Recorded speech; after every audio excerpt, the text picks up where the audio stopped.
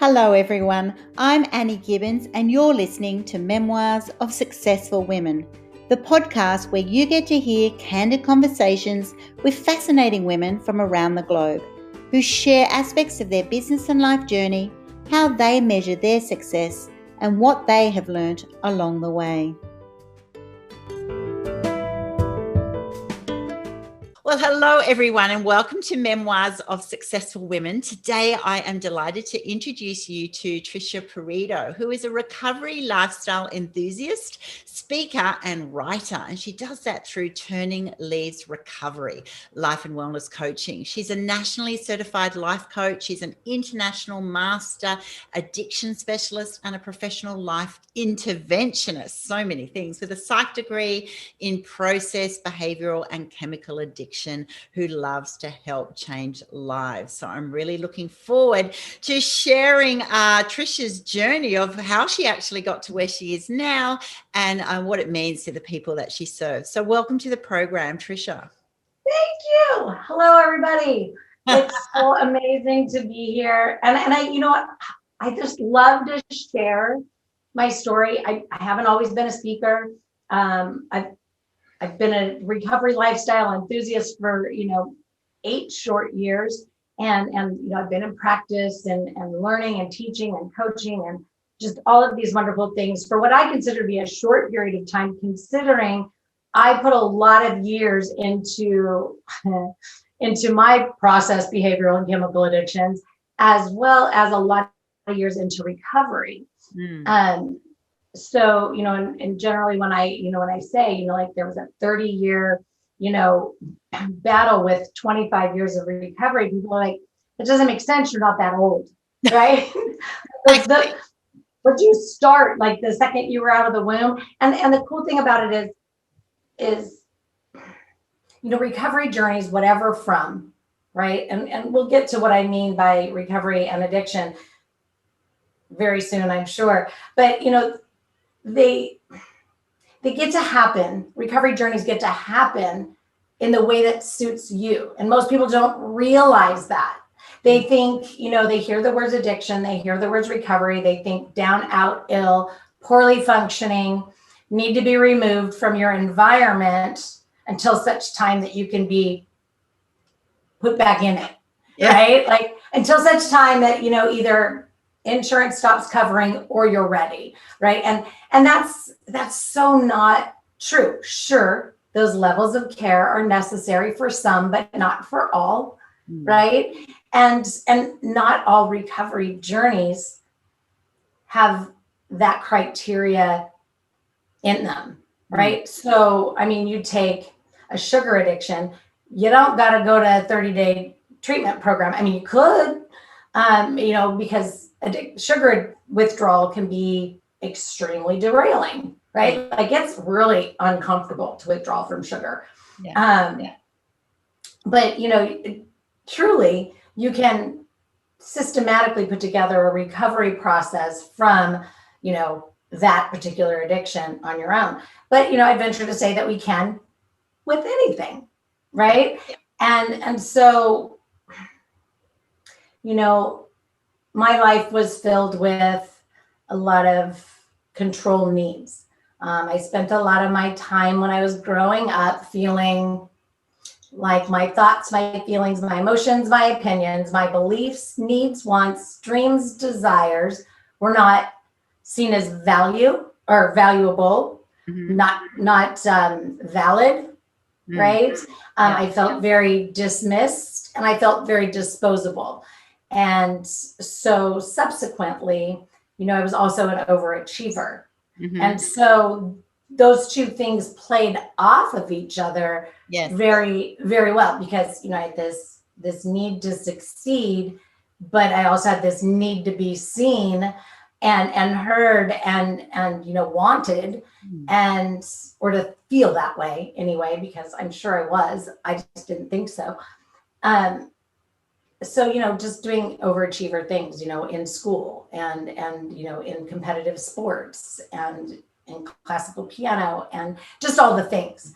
So anybody that knows anything knows that those behaviors right there are very common in different mental health situations. And so eating disorders, body image issues, body dysmorphia, restricting, because then, hey, if I can control what I eat and I can control what I can weigh, I can maybe control how, what's going on in my life.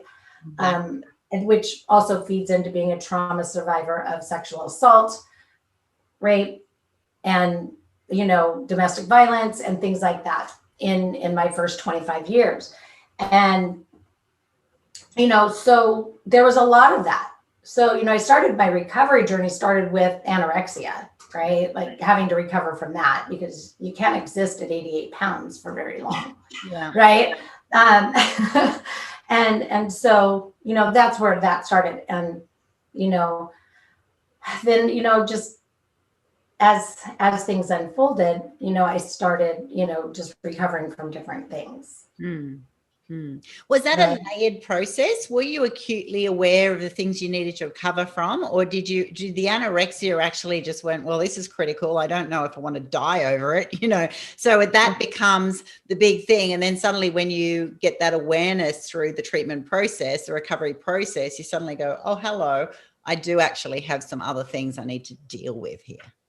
So, and this is where it's going to get super unique. I've always had that capability to pick myself up by the bootstraps, right? Like I'll let things get to that edge and then swoop myself up and just go, okay, I'm done with this. It's time to get healthy. So I did this polar swing and went into bodybuilding, and I was in the gym 3 days a week, 6 days a week, 3 hours a day. Wow. And, just went that extreme. And so it wasn't until much later in life, right? Because I met my husband at 26. I had my first child at 17 and definitely had a really great, solid relationship with him, even though my chemical addictions were going on. There was never, it never was got in the way of that, right? Like there was shared custody. So I had my every other weekends to go do the dangerous binge drinking and things like that, right? In my 20s. And so, but I met my husband at 26. And so our family combined, we have 5 children and very loving, filled with unconditional love, nothing wrong. But I remained a daily drinker. Yeah. And so, and always obsessive about the weight, and the body, the body image. Like I wasn't anorexic. I was very acutely aware of keeping that control without falling into an eating disorder or without falling into a food addiction, right? Like just like the alcoholic that says I'm just going to control my drinking. Well, I was doing that also, right? Like as long as I only have this much every day, I'm fine. Like I'm a highly functioning, person. And I was a highly functioning individual until anxiety set in. And then it was, prescribed, a medical provider prescribed Xanax to me. And those two don't go together. They're very dangerous. So we fast forward 5 years, I suddenly had an addiction that I'd never had before. So it was physiological. Yeah. Right. So it was physiological, and suddenly like I couldn't go without either. Like it was like, I would get the shakes and I would get the nausea, and I'm like, this is not cool. Like, no, I can't control. I couldn't control it. Right. Yeah. So, it was, okay, let me go find the program that I want to go to, because this isn't jiving for me. Went to treatment, came home. But where it sparked for me, it was in 2 places. One, it was in my recovery program that I chose, because it was very, very different. In fact, they're not even open anymore, but a lot of what I do, stems from some of the ways they did things. But the fact remains the same, that the discharge process was the same, right? Step down, do a little bit of outpatient, come to groups 3 times a week, right? Whatever. And then go to therapy once a week, and rely on social supports, find those AA meetings, find the, the eating disorder meetings, find and none of that sat really well for me, right? I was not a stranger to the rooms. I'm a firm believer of AA and all of that for who it works for. It worked for me for what it worked for in my 20s, which was, DUIs. But, for me, it wasn't gonna, I couldn't settle with just needing to go to meetings every day for the rest of my life, telling my story. Like, I wasn't okay with taking the label and owning it for the rest of my life. Like the kids that we say you're ADHD. Now they're suddenly walking around with this label for their whole life. When honestly, when their frontal lobe develops, generally they can work through it. You know, generally, not always. You know, but so this is where, and I know I shared this with you when I said, hey, I want to come on. Add, edit, delete started coming in for me. Right? Add, edit, delete, make it your own. What does that mean? What does add, edit, delete mean to you? It means that, well, and it's how I arrived at my mantra. This is my life too. It gets to look, feel, be however I want it to. Right? So if we have this treatment protocol, or we have this self-help model, right? Think of anybody that's listening, think of any self-help book that you've listened to, or any, say, Tony Robbins thing that you've gone to, or, you know, whoever, you know, you've gone to and listened to, and then you come home and you're like, I listened, I read, I was there, and, you know, it's still not working. And the problem is this. We're so desperately trying to fit our lives into the method or the modality of whatever guru created it. Yeah. Right? Instead of fitting that method or modality into our lives and making it work for us, with us, in conjunction to our life, right? So think about it. When you leave a residential program, you go home to the same house, the same spouse, the same bills, the same kids, the same job, the same environment, the same memories, the same whatever it is, and you're expected to just like be like, okay, I learned, I did all of these process groups. Now I know where all the trauma is coming from, but I don't know what to do with it. Right? So that's where, you know, we have to add things. So I added, where I lived, there wasn't a plethora of AA, right? Like I would have had to travel to a place that wasn't even in my own environment. And so I engaged in a women's group, and it was women with a bunch of varying different problems. I was the only one in there with any kind of an addiction issue or, you know, whatever, but we all had past trauma, and we were just in there supporting each other, and it was therapist led. So, you know, we had direction, and we just had camaraderie, right? Unconditional positive regard for each other. And so, you know, I did that, but I went to school, of course, and just learned everything that there was to learn about addictions. And as it kept going, I kept getting more and more and more intrigued. The first one was the physiological effects of drugs and alcohol, right? So add, edit, delete, right? So, you know, we have this recovery protocol, whatever it might look like, depending upon substance of choice, behavior of choice, or, you know, process that we must do. If our lives are derailed, if we can't do this particular workout at this particular time every single day, if I don't do this, I am an emotional basket case and my entire day falls apart. Like, there's a problem. Yes, exactly. That's a problem. We have to be able to say, you know, I prefer to go to it, you know, and it can have a purpose, and we can still go every day. It's not saying don't do it. It's saying change the emotional attachment from a negative to a positive. Be flexible, bendable, pliable in your life. You will be so much more resilient if you do, right? If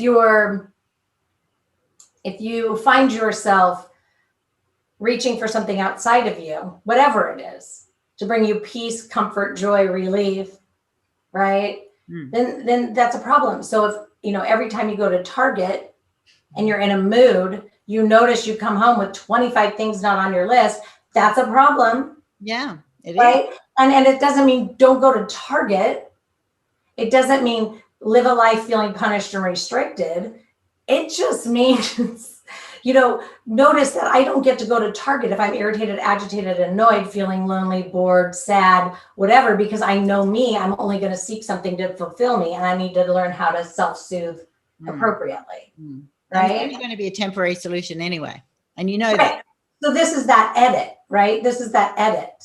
And we go, okay, So this piece of that recovery journey, or that self-help book, or that insert your whatever you go to, right? Mm-hmm. Like if you get up every day and you listen to Brene Brown, great. Listen with the intent of making the message that resonates with you your own, and apply it in your own life.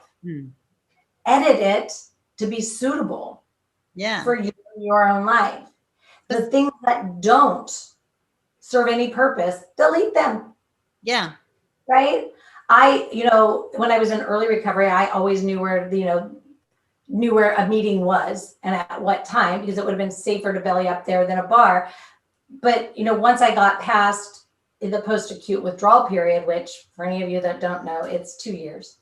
So the first 2 years of a chemical recovery process, is a period where we have post-acute withdrawal. And it's, generally speaking, and I know this from years of watching it happen to other people as well as myself, it takes you out. It's why we have relapses. Even if we point our finger at that death, that car accident, that whatever, that's the external source. Yeah. It really lies inside. Right. Yeah, exactly. We get to, and this is the best part of it, is I get to be in control, because I get to choose. If I'm irritated, agitated, annoyed, I get to choose if I want to be overbearing and controlling, right? All the things. And I don't choose to be those things anymore. So, I took everything that I learned in school, edited, deleted, made it my own, and applied it in my life. One modality, one tactic, one skill set, one mindset at a time. Right? I love that. Yeah. And it's just so perfect, because I literally can't think of one thing that would make me feel like I want to go back to a life where I feel bound by needing something outside of me to make me feel okay. Because you feel like you're in control for a moment, but then the consequence is out of control and it doesn't relate to you. That's right. So I love the way you've worked it around that. Your natural nature is to be control freak, is to actually go, hey, I'm running the show. But then with that comes the consequence of then getting addicted to things that make you feel better and superhuman for a period of time. And then now you've actually gone, yeah, I can actually still have my natural tendencies of being in control by applying things that I enjoy and make me feel better in my own context, for my own reasons, not for anyone else's, which is the problem with a lot of programs, that they are great in themselves, but there's no one-stop shop. There's no one size fits all. So if you don't have that application, that's it. You're on a high. So many of us would have been to a course. Oh my God, I'm going to implement every single thing. It's going to change my life. Woohoo! And then within a few days, you kind of go, oh, that's not going to work here because of X. Or you're too embarrassed. Yeah. Right? You come home and you're like, I can't do that in front of people. Like I can't, be saying my mantra out loud. I can't be, like this. People are going to look at me like I'm crazy. Like, who are you? We think we can just sit there and manifest it in our brain, right? Secret sauce for everybody. You cannot manifest anything unless you're willing to get off the couch. Exactly. You've got to act, and you've got to believe it, right? The doubt's going to be your sabotage. Your fear. Eat, sleep, breathe, own it. Yeah. I love it. So this journey of yours, which was crazy and painful over many, many years, led you to actually turn your wound into a superpower, right? That led you to actually do psychology, become an addiction specialist. And not that everybody who works in a certain area has to have suffered in that way, but you've certainly made it your career path, and you have 100% understanding and credentialing and experience in a broad range of these addictions. So what was it like actually doing the theory? Like when you go, but this is who I am, I live and breathe this kind of stuff. And then I'm there doing a psychology degree going, I now need to learn as the practitioner the science behind it all. Was it sort of fascinating to you? Or was it weird? Yeah, because I was my test case. Yes, exactly. Dude, it was so amazing. It was so amazing because, I everything that I was learning, I was going, oh, and then I would test it out, and I was, digging in. And I mean, Julian Rotter's locus of control theory, like my program is just so much about that, right? Like driving down the freeway in Southern California, if you've ever done it, right? Los Angeles, Orange County, like, you got to have some patience, and not too many people do when they're there. I taught myself how to, really, if somebody was tailgating me, right? Because I'm German, Irish, Scottish, Sicilian, Taurus, born on the cusp of Gemini. I ran real hot. Like, don't step on my toe, man, because you know what? You're going to get back 3 times, right? Yeah. And so I taught myself, I said, I don't want to be that rough. I don't want to be that edgy. I want to be calm. I want to be kind, caring, giving, compassionate. I want to realize that just because the other person doesn't align with me, that it's their life too, and it gets to look, feel, and be however they want it to. Yeah. So driving on the freeway, you got the guy tailgating. So I went from being that hothead that would tap the brake, want to see my bumper, here it is, right? To the person that would move the car over. And I remember very distinctly saying to myself, having the conversation with myself, wow, I have zero idea what's going on in this person's life. It's truly none of my business. I'm just going to move over and get out of the way, wish them well on the way by, and not, physically, because in my neck of the woods, if you raise a hand, you might get shot, right? Like, you never know, right? With road rage. And so, just send them good vibrations as they pass by, and be able to say, wow, I hope wherever he's going, everybody's okay, because I truly don't know if his kid just got hit by a train and he's trying to get to the ER. Yeah. Or stayed out all night long and is running late for a meeting. I don't know. It's none of my business. Right. And then I would prove my theory, right? Like I was driving down the freeway another day on a Saturday, and, if, again, Southern California, if you're going 65 in the fast lane, like you need to be in the slow lane, even though 65 is the speed limit. So, I see this trail of people, we're all lined up behind this one car. And so one at a time, everybody's going around them. And I caught myself wanting to give them a look like, what are you doing? And I didn't. I caught myself and I looked, and it was a husband and a wife laughing, living it up, completely enjoying each other's company on a Saturday morning, mind you. Nobody was in a hurry to go to work. And I was like, wow, that's amazing. And another time there was, I was going around somebody and I looked, and it was an elderly gentleman with his oxygen tank next to him, up in his nose, right? Clearly just trying to maintain some level of autonomy in his life, and probably just take himself to the store to pick up milk for his wife, or go to a doctor's appointment or whatever. But again, just trying to maintain that autonomy. And he wasn't going below the speed limit. He was just going slower than the rest. Yeah, exactly. Right? And so it was that ability to tap into compassion instead of instant judgment, right? So when we approach life in the stance of a judger, things are uncomfortable. Things are ugly, irritating, and annoying. But when we approach life from the stance of a learner, right, all of the acceptance comes in, right? So you asked me that question, what was it like for me? And it was just like this. I got to observe myself interacting with my environment all day, every day for 5.5 years. And so it was an amazing journey. And all the while I was writing I didn't know it yet, but I was writing my curriculum. Yeah. Right. And so, and I had to do my stint. I've worked in every single level of addiction recovery.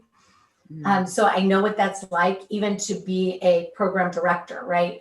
A patient care director. And so, I've touched all of those aspects. And it was just an amazing journey. And so, I got to do what most people only get to do in the classroom. I got to do it, with firsthand experience from all perspectives. I also happen to be a parent that has an adult child who struggles with addiction and mental health, right? So I can see it from the parental standpoint. I'm an adult child of addiction. So I can see it from that standpoint, right? And then you add in all the trauma right, and abuse, and you go, wow, I really get to offer people a lot of standpoint. So do you feel that there is a genetic component to addictive behavior, or is it usually as a result of trauma or personality, or, you know, what's the sort of the stats? That's a loaded question. I know, it's pretty wild, isn't it? Because, you know, a lot of things, you know, I'm in the world of so many things are in the genes, you know, and the nature versus nurture. And I'm a mum of 5 as well. And you go, oh, it's amazing. You know, you think you put your heart and your soul into every moment of parenthood. And then you go, wow, it's amazing how much nature still has a hold. So that is just an interesting question for you. So yes to all of it, right? So yes to all of it. Yes, I believe we have the capability to choose, but we can't have that capability to choose until we have examples of what we get to choose from, right? So if you are, you know, so yes, genetically we are predisposed, right? And so, you know, all my kids, especially my biological son, you know, was talked to from the beginning, even though I was still actively a drinker, right? And still struggling. I didn't know what I didn't know then that I know now. But, you know, I always talked to him because he had addiction on my side. He had addiction on his father's side. And on his father's side, they had a congenital heart disease that ran in the males. His grandfather died at, you know, at a young age from congestive heart failure. His father died at the exact same age as his father of the same disease. And so, you know, I raised my son with that. You don't get to experiment. You don't understand. You know, this is real. This is real deal, right? Now, does he drink? Absolutely. Whatever, you know, but very, you know, he's never had, you know, a problem. But so what we look at is, yes, there's a genetic predisposition, but more so what I think embeds it is that conditioning, right? Because what you know, if I wouldn't have had the conditioning that I had as a child, you know, through adolescence, whatever, I don't know, through my life, if I didn't have that conditioning or that example being led for me, and that belief that everybody was fine, right? You know, wine every night with dinner, you know, always, you know, the garage fridge was always full of beer, you know, and, you know, we went camping and there, you know, there was always drinking and the kids were always sneaking off and drinking. And, you know, just, there was always alcohol. Yeah. There was always alcohol. But, you know, I want to stem it back to even farther than that. Because if we think about it and we keep this on that broad spectrum between our, you know, our relationship with food. Yeah. And shopping or whatever it is, it's that, you know, hand to mouth, hand to purse, hand to whatever. If when you're a child, you were, every time you fell down and you scraped your knee, you were given a popsicle. Every time, you know, you got an award, you were given a cake. It was your birthday, you had a celebration, right?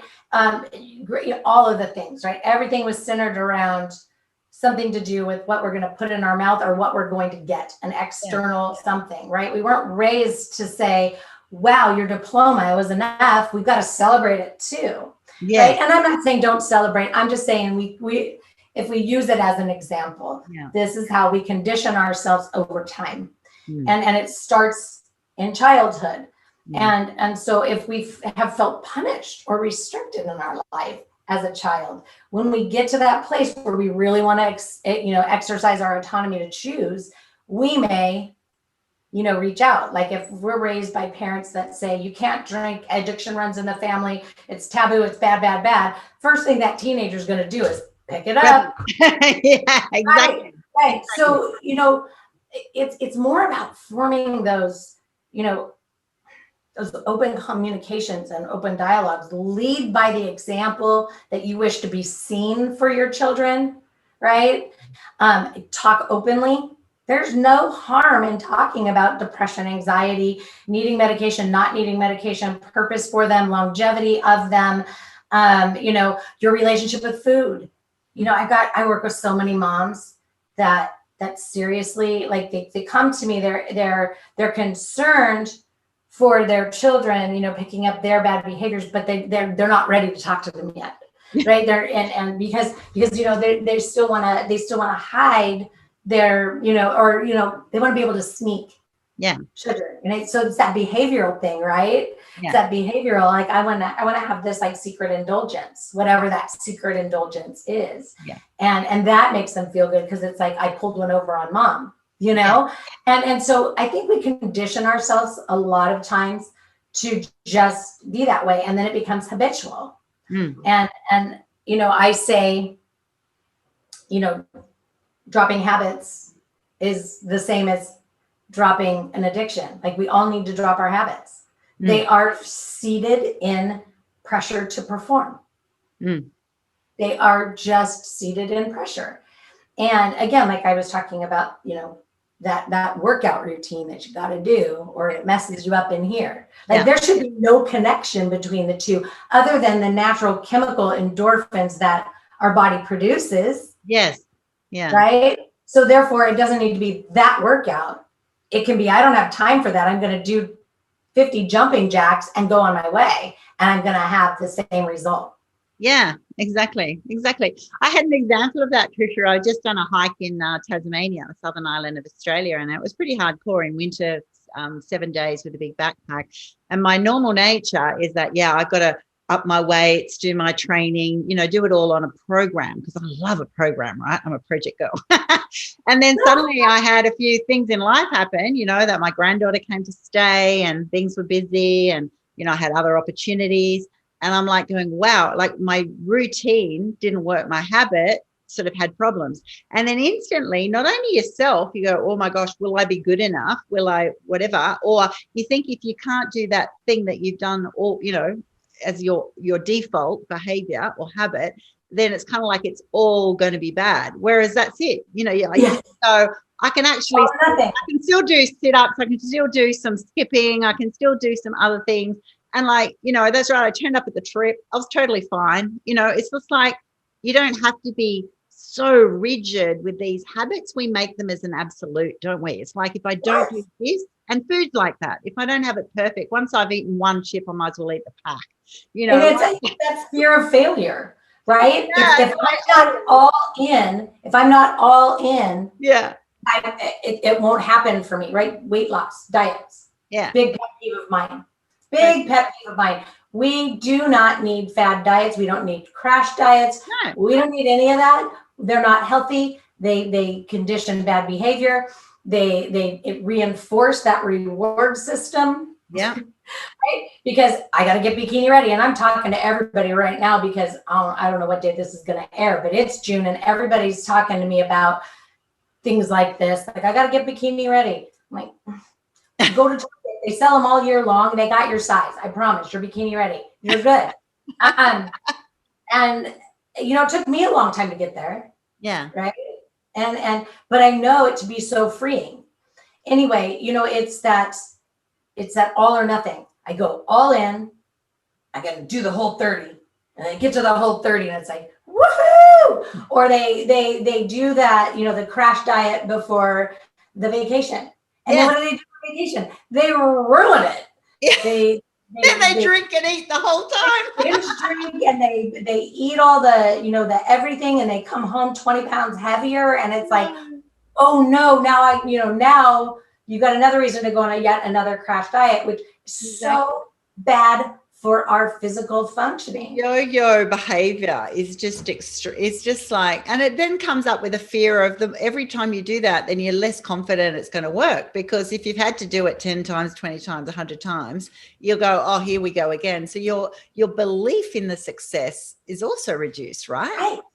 That's why we got to do things that make them lifelong, manageable, and maintainable. Yeah. Always with that room for continued growth. Like, I continue to grow. People think I'm nuts, or I shouldn't say people think I'm nuts, but I'm very open to say that I am not afraid to admit that I will get up and I will listen to my own program. Yeah. If I need it, right? Like, or, just to make sure, like, I'm feeling a little off balance, and I'll turn on the module on balance, and, or be resilient. I'll pick something there, like I'm having control issues. I'll turn that on and I'll listen to it. And people are like, and I'm like, sometimes I don't have time to seek out, a colleague, or, and I consider everybody that's in the same kind of mindset realm as I am as a colleague. Collaboration over competition, all day long, every day. Like, nobody else that's a coach that does anything similar to me is my competition. They are an opportunity to collaborate, learn, change, shift, grow, morph, and be even better. But that doesn't mean that my regular day in and day out functioning has a very specific way, right? And so if there's something that I feel like I'm missing, I know exactly where to go to hear exactly what I know to be true, right? Because well, you got to practice what you preach, right? Otherwise, what's it all about? And that's it. It's actually revealing that authenticity. That's right. Even coaches, you have good times and bad times. You have frustrated times. You have times that you go, oh my gosh, I'm not where I was, because of a situation. You can lose confidence. You can have a bad run of things, like we all, and that's actually normal. Ebbs and flows are normal, right? And that's what I love what you were sharing before. Like when you're talking with your young kids, whatever, that's right. There are times of all emotions, happy, sad, angry, frustrated. Life does make we shouldn't always have to be happy. We shouldn't always be frustrated like you were in the car. It's like exploring what are normal emotions and situations, and then how do you deal with them? How do you adjust to them? And then, that's right, that sense of control, that you can control your response, you can control your choices, you can control your habits, right? It's amazing. You get to choose. If you don't like the way it feels, looks, sounds, change it. Adjust the filter that you're hearing through. Find a different lens, right? Pick a different pathway. You get to choose. So people that sit wallowing, ruminating with this big old heavy bag of the past, and they're, I'm so depressed, or, they can't move forward because they just can't let go of this knapsack of stuff. Like, we've got to unpack it. Because even past traumas, I don't care how bad they were. Like, I've been there. Like, that doesn't define me. They also can't hurt me again. Right? Exactly. Like, they've come and they've gone. That has been done. Yes, exactly. They've come and gone. There's no take-backs. There's no do-overs. Right? Like, that particular event has happened already. And so I need to look at that, and I need to see where the learning experience is, see where that true warrior survivor is in that. Like, I made it through all that stuff. Like, I'm not on a shelf. Freaking awesome. Check it out. Like, that's my diploma right there. Right? Like, I moved through that, like, and you can too. And then throw the stuff away that doesn't serve you, like the mean words of other people. Get rid of the luggage, and then you'll be able to stand up into today. Right.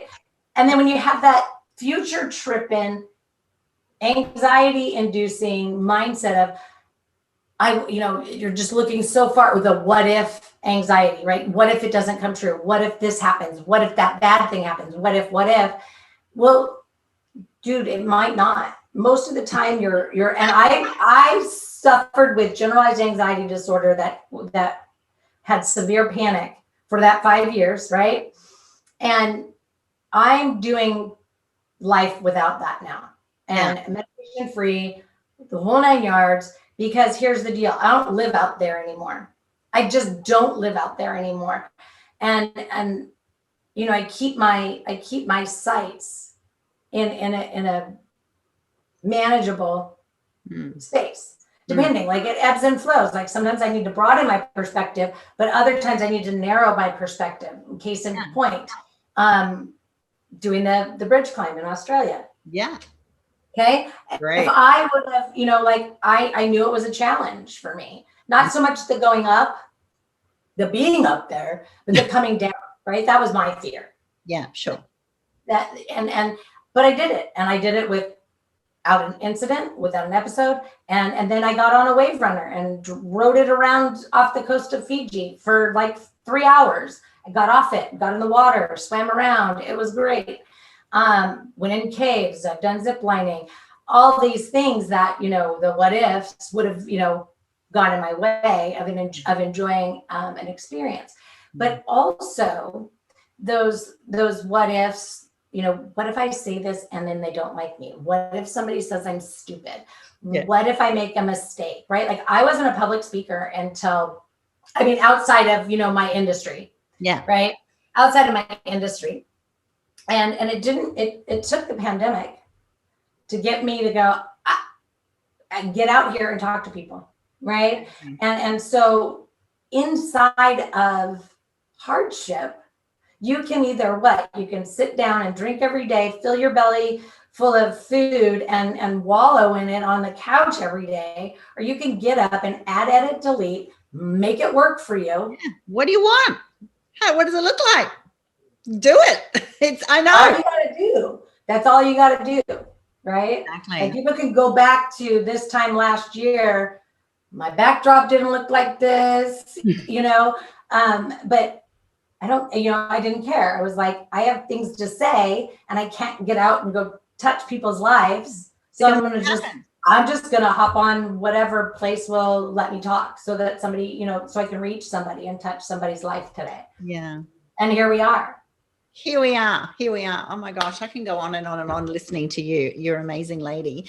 So be careful with that because I'll talk your face off. Which is saying something because I am known to be a big talker. So let me talk about your business then. So what programs do you have and how do you serve people going through those addictions now? What do they, you know, what value will they get from turning to you and your business?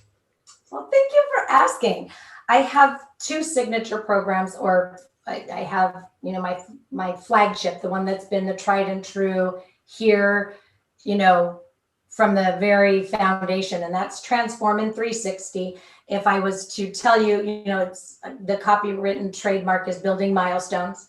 And so it was originally, you know, building milestones. It was a 275-page workbook, right? Like it's where I started.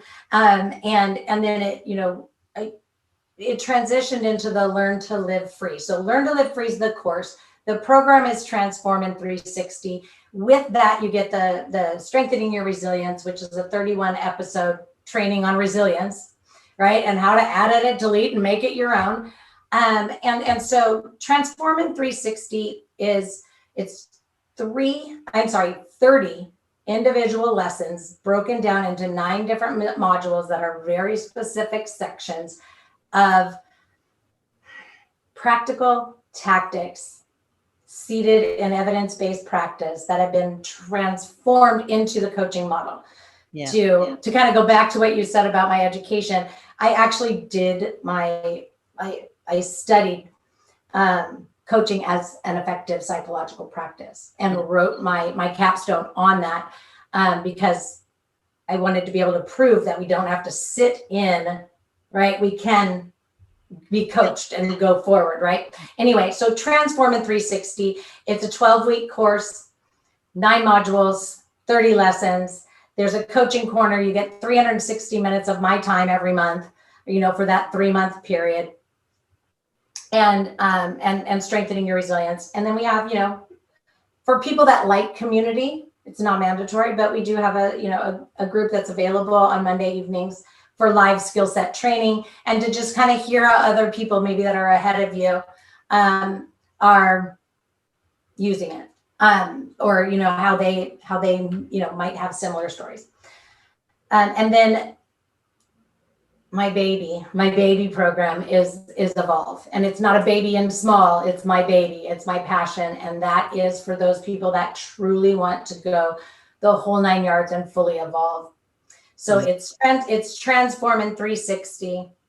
The next section is another 12-week program, and it's called Attain, right? So this is all of that esteem building. Now we've got the tactics, we've got the life skills, we are, we're very stabilized and we're functioning and we've got, life balance on our side, but we need those esteem building activities. We need that place to develop our voice, to actually, because it takes people a long time at the end of the first 12 weeks. If I was to ask somebody, how do you want to see yourself?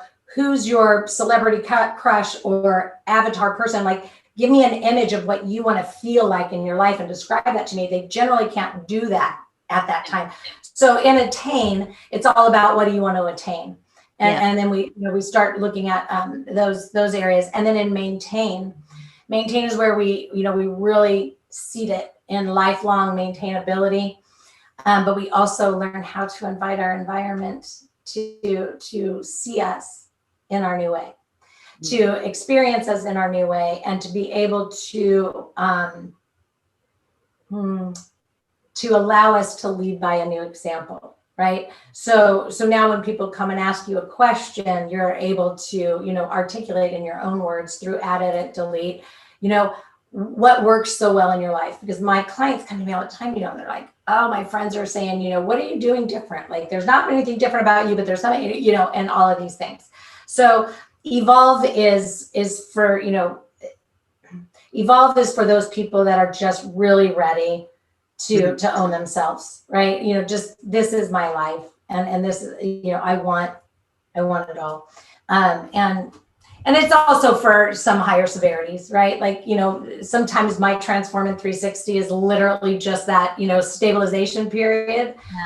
For people that come in and they don't need detoxification or clinical stabilization, right? So this could be, just an addiction with anything, people pleasing, codependency, like that just doesn't go away. If you've got 30 years of conditioned ways of being, I can't completely undo that in 12 weeks, in 12 weeks, right? Like, I can give you a good solid foundation. And if you're committed to yourself, you can do it on your own, or you can stay with me and have access to me for a solid year. Evolve's only 9 months, but it's a solid year. And I know everybody's like, 9 months, like that's a big commitment. So a lot of times people will start there, and then we just add. And then we add, right? Building milestones, right? Building milestones. And so those are my programs. And I, and in there's a whole lot of, other really, cool interactive things, day planners and journals and brief books and, again, resiliency. And I'm always adding things. We never know what I'm going to add next. Yeah. I love that. You always want to have a next surprise. And what is your website, Tricia? How will they find you there? I can be found at turningleavesrecovery.com. I can be found at triciaparido.com, just like it's spelt at the bottom there in that corner by my window. You can just Google my name. You're right. Very yes. Right. And anybody that's listening, if you want to, learn or hear more, feel free to hit me up and say, hey, I heard you on Annie's show. Right. And we'll definitely, we'll get on the phone and we'll chat, and I'll explain any questions that you have. Absolutely no obligation. So don't hesitate to reach out and say, hey, I like this, or I like that. Tell me more about, or, just whatever. I like to talk. Yeah. You like to talk, and you like to care, and you love to help people on their journey of success. And this podcast is all about, it's called Memoirs of Successful Women, and you're definitely a successful woman. And I'd love to finish the program then by sort of asking you, so what does success mean to you? For you to be a successful woman at this stage in your business and life journey, what does that mean? Wow. Again, a loaded question, right? Because for me, it's multifaceted, right? Like my personal life, my relationship with myself is rock solid. That imposter syndrome, fear of failure to launch, like that's gone. But I'm still coachable, right? Like I have my peeps. Everybody needs a coach, man. But so that's my, personal relationship with myself. My relationships within my family unit are so healthy, right? Like that to me is success. Not that they ever weren't, but it is so much more, right? And the way that I interpret my environment is healthy. But when we're talking about, as an entrepreneur, right, memoirs of successful women, for me, it's I'm still here, right? Like I've been open after 5.5 years. I'm still here. I still have people coming, and people are still growing, changing, morphing, healing, recovering every day. And, have I hit my spot? No, but will I ever? I don't know. Like, I don't believe in a glass ceiling. Yeah. The only thing that would make me even more successful would be, just to have even more people come, right? Yeah. Keep doing just to have even more people come. Yeah. So, yeah. Or organizations. And, I love doing work with, companies with their employee mental health. Like that for me is a lot of fun also. I love that. I love that. The way you articulate that. And for those listening in, that's exactly what we talk about. And that's what I talk about in my coaching about success. You can hear that Tricia has defined success on her own terms. And that looks very different for every person, right? And so it's linked to what you value and getting that balance right and putting your time and your energy and your finances and your heart into those areas, right? And also what is total joy, and I know that from all the amazing women that I interview, is actually go, how blessed am I that I'm actually living my dream? Like your dream is to go, how can I be more successful? Keep doing what I'm doing. Allow me to serve more people, be able to put more things out, to actually keep growing in my essence. And that is just golden. That's a golden nugget, right? That those listening in. Yeah, you said that so much better than me. I don't think so. That's what I meant. The summary. Yeah. I like that.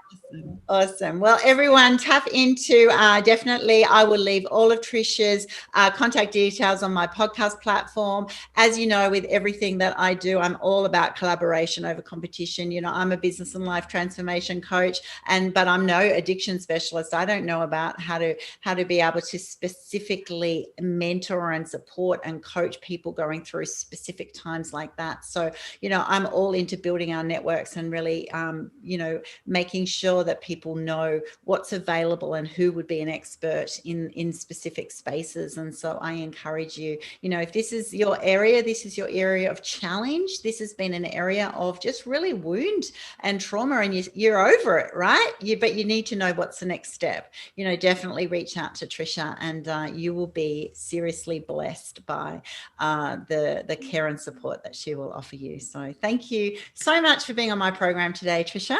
Oh my gosh, it's been such an amazing blessing. What a gift. Thank you.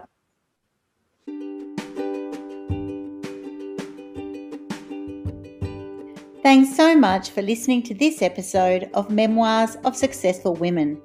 You can find me at anniegibbins.com, where you can download my free resources, get connected on social, and check out my online magic transformation program. If you love this show, feel free to subscribe to future episodes and, of course, share it with your friends. I'll see you again soon, and until then, happy podcasting.